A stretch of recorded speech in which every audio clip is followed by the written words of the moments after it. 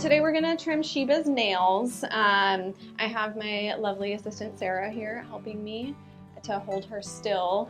Sheba's a dog where I could do her nails by myself, but we're gonna go through a couple different techniques on how to hold them still, and a couple different ways to distract them. She's very interested in the licky mat that I have here. We will let Sheba start having her food here. Sarah's just holding her still. So what I do is I pick up the foot and I hold her foot in my hand, and then I'm gonna push on one of her toes with my finger so that I can see what that nail looks like and see where I wanna cut it.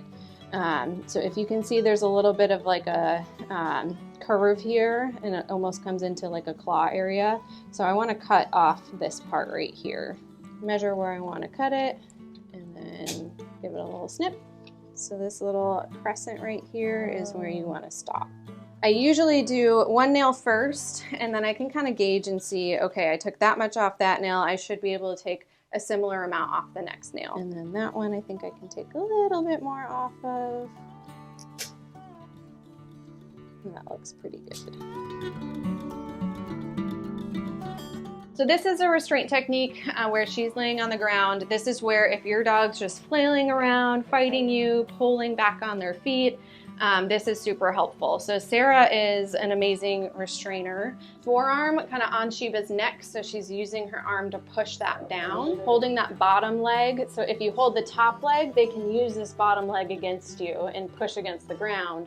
But if she's holding that bottom leg and pulling it up a little bit, she doesn't have that leverage to move. So we're doing a similar thing with the back end here, where she's putting pressure with her forearm kind of right above where her hip is, and then holding this bottom leg here. And then I'm just gonna kind of do the same thing where I'm looking for that clawing over there, and then I'm gonna trim at a little bit of an angle to take those off.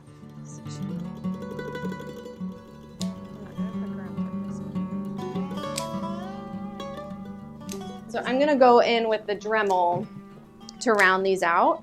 You can only use a Dremel if you don't want to use the nail clippers. This is good for like beginners if you're afraid of quicking them and you just want to take the tips off. Holding her little foot in my hand, and I'm pushing the toe up that I want to use so that I'm holding that pretty still for myself. So I'll turn this on, and I'm just gonna rub this over those edges, and Sheba hates this.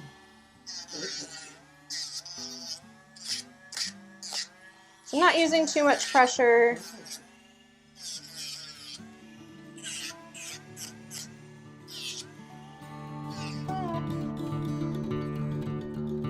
So this is if you're having a really hard time and your dog's just not cooperating. They might be trying to bite you a little bit, which is just them telling you, hey, I don't like that. And we just want everybody to be safe. So this is the type of muzzle that we use in hospital. They are cloth muzzles. So they are breathable.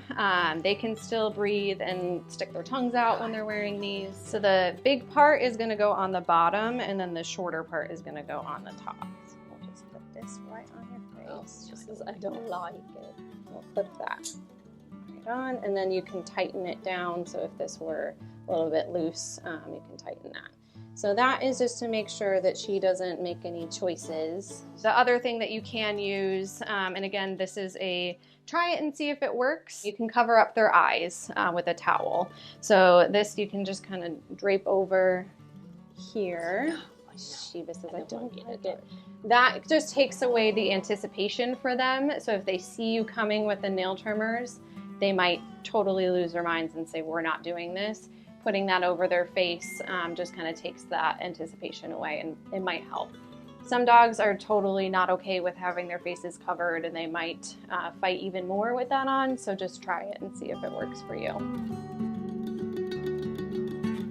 When you quick them, it's going to happen. They're going to react to it. It does hurt a little bit, but it's okay. So that's why we have the quick stop with us at all times. So this is just going to stop the bleeding.